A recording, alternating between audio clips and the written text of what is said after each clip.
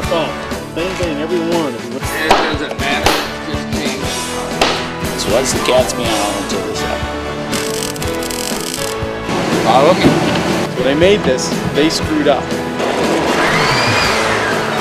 Finally, I'm using my head.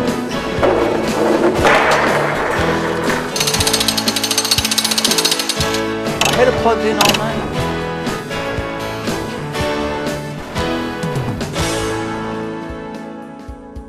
After 4 months since returning from Fort Benning and over 7 inches of above average rainfall, I finally finished the footing form. The most critical aspect of the dome project is that facing board, which is on the outside of the footing.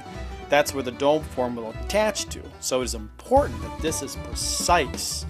Donnie and I are putting in 6 4-inch rebar, number 4 rebar in the base of the footing, just a couple inches off the bottom, so make sure the concrete gets to it. This ring beam will greatly increase the strength of the footing, especially since the amount of weight a cement dome will have on it. Tomorrow looks like it's going to be good weather, so we plan to pour. AJ over there is bending hooks, so to speak, on our vertical rebars. We're sticking those into wet concrete, and this is the idea that is it will tie in the dome rebar with the rebar that we're placing in there right now. So, and they'll be sticking out about 32 inches and sticking in 18 inches. But we're set and ready to go. Like I predicted. A beautiful day. It's November now. Donnie suggested this pump truck, which really proved out to be the best thing. Now, how it works is the cement truck, it backs up to the pump. We stand around and watch. The cement truck dumps it in, and it's pumped right to where we want to go. And the master can perform his magic. But since the master is running the camera, Don will have to do it.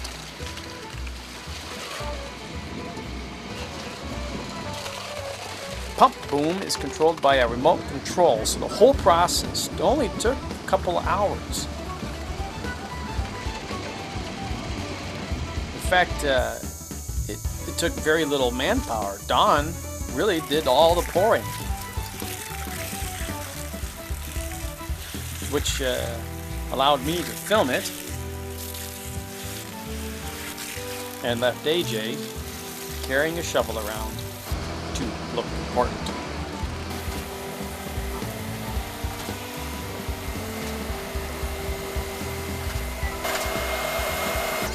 The first round brought it up to the facing board, and our second round will fill it to the rest of the way.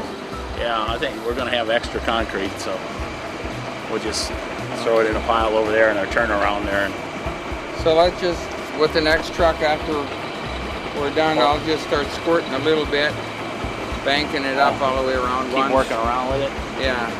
We'll run this one with a little bit less of a slump. Yeah. This is pretty soupy yet. Yeah. That is. This ain't Yeah.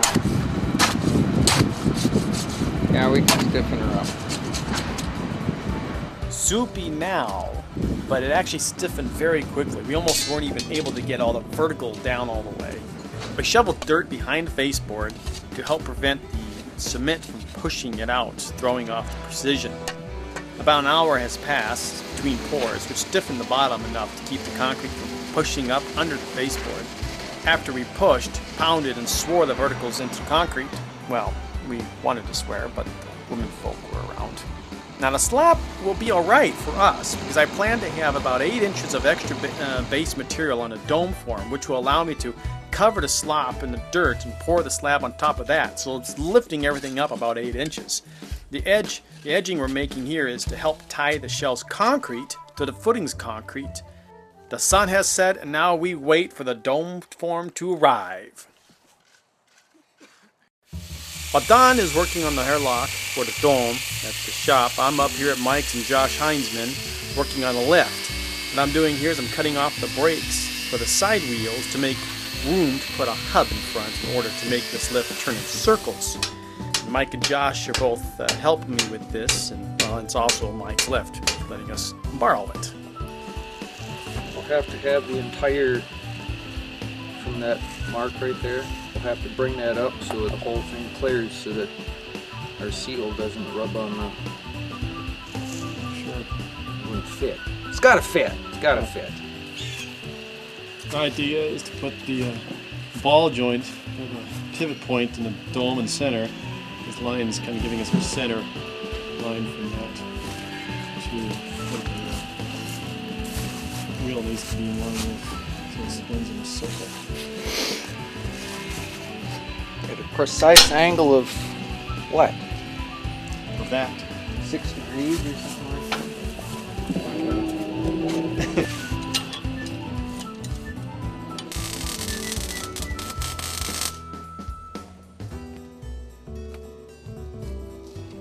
Forever and ever, we will have to clean that one up a Yes, little bit. yeah, I see that. Nice and wild. You must do this for a living. If it's beautiful, that usually means that it's strong. Yeah. If it's ugly, Totally. don't trust it with your neck.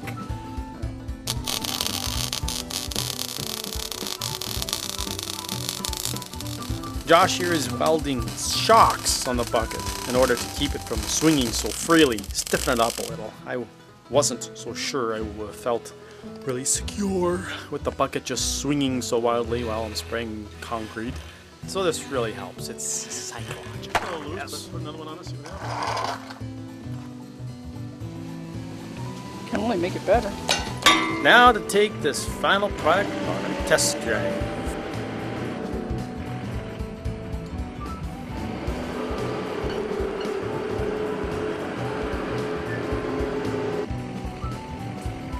Looks like it only goes in circles.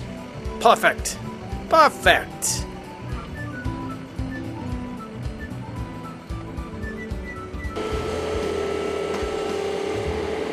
Well, now it's time to load it up and haul it back to the farm in one piece, I hope.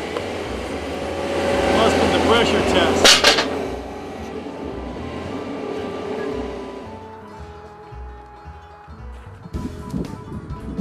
Back at the farm, Don is finishing up the airlock.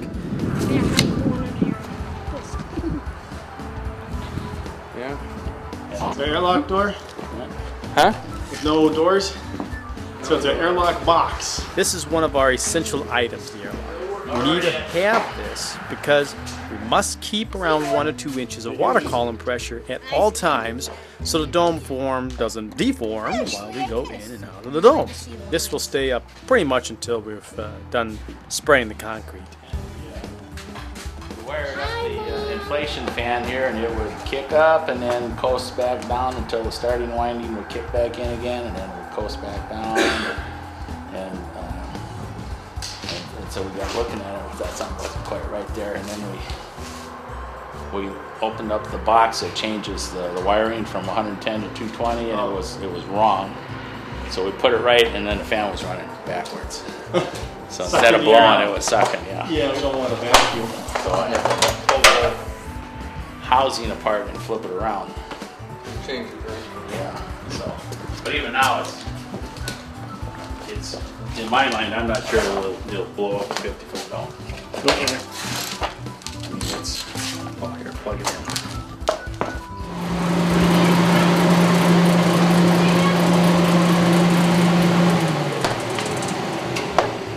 Check online, see if it's matches or what they suggest. Nope, I haven't. This came with the pump and everything else that I got all together, so I just assumed that it worked. I want to say I remember plugging it in the garage, but I don't think I got a plug in. Well, then we use that to blow up the 60-foot dome? No, that's a different one. That's a smaller one with a rheostat. Oh, okay. Yeah. Okay.